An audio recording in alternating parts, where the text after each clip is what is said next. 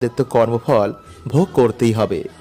ভগবানকেও স্বয়ং মৃত্যু লোকে কর্মফল ভোগ করতে হয়েছে।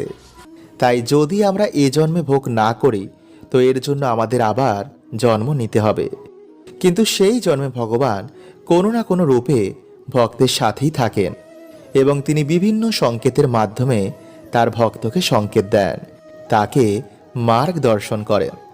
তাই যখনই আপনার মনে হবে যে আপনি একা, এই সংকেতগুলো লক্ষ্য করবেন, তাহলেই বুঝতে পারবেন যে ভগবান আপনার সাথেই রয়েছে এবং আপনার মনের বাসনা তিনি পূর্ণ করবেন।